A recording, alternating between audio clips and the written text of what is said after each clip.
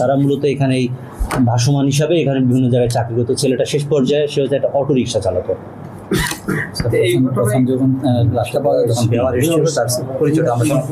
হ্যাঁ, এটা একটা গুরুত্বপূর্ণ বিষয়, যেহেতু তারা হোটেলে আসলে ছদ্ম পরিচয় বলতে পারেন, ভুয়া টেলিফোন নম্বর বা ছেলের নামটাও আপনার পাওয়া যায় না। পরে এটাতে আমরা আমাদের আপনারা জানেন তথ্য প্রযুক্তি আছে, আঙুলের ছাপের মাধ্যমে প্রথমে আমরা মহিলার লাশটা শনাক্ত করি এবং সেই সাথে আসলে তার অন্যান্য তথ্য প্রযুক্তির সাহায্যে স্থানীয় কিছু সোর্স থাকে আমাদের, তাদের মাধ্যমে এই রহস্যটা উন্মোচিত হয়। এখানে আপনার যে ছেলেটা এই খুন করেছে, এই খুনের সাথে কি আরো কেউ জড়িত ছিল কিনা, বা এটার যে মোটিভ সেটা কি আপনার একদম পুরোপুরি? হ্যাঁ, আমরা অনেকটা নিশ্চিত, কারণ তার 164 আদালতে সে বিজ্ঞ আদালতে স্বীকারোক্তিমূলক জবানবন্দি দিয়েছে এবং সেখানে সে একাই ছিল মর্মে, এবং আমরা সিসিটিভি ফুটেজও পর্যালোচনা করব। যদিও এখন আসলে চূড়ান্ত হয়ে বলা সম্ভব না, কিন্তু প্রাথমিকভাবে এখন পর্যন্ত মনে হচ্ছে তিনি একাই এই হত্যাকাণ্ডটা ঘটিয়েছেন। তার আগে কোনো মামলা আছে? হ্যাঁ, মামলা আছে। শান্তা আসলে গার্মেন্টস শ্রমিক। উনি যে নিটেক্স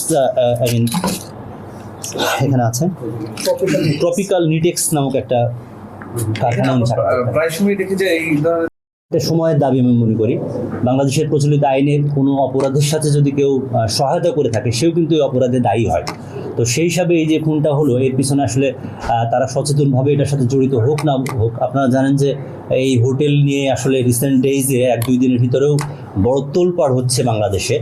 তো এই কেন আসলে যে তারা, অনেকে আমরা জেনে দেখেছি যে তারা 2 নম্বর খাতা মেনটেন করে।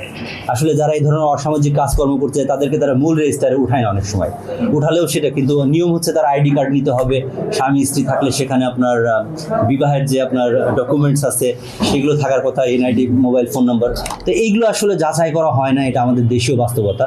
কিন্তু আপনি যেটা বলেছেন এটা নিশ্চয়ই, কারণ সারা বাংলাদেশে এখন যে বিশেষ বিষয়টি আলোচিত হচ্ছে, এই থেকে আমরা মনে করি যে আসলে আমাদের আবাসিক হোটেলের নিরাপত্তা আরও বেশি সমুন্নত করা উচিত। এই জন্য আপনাদেরও সহযোগিতা কামনা করি। দেশব্যাপী আসলে এই মেসেজটাও পৌঁছানোর প্রয়োজন।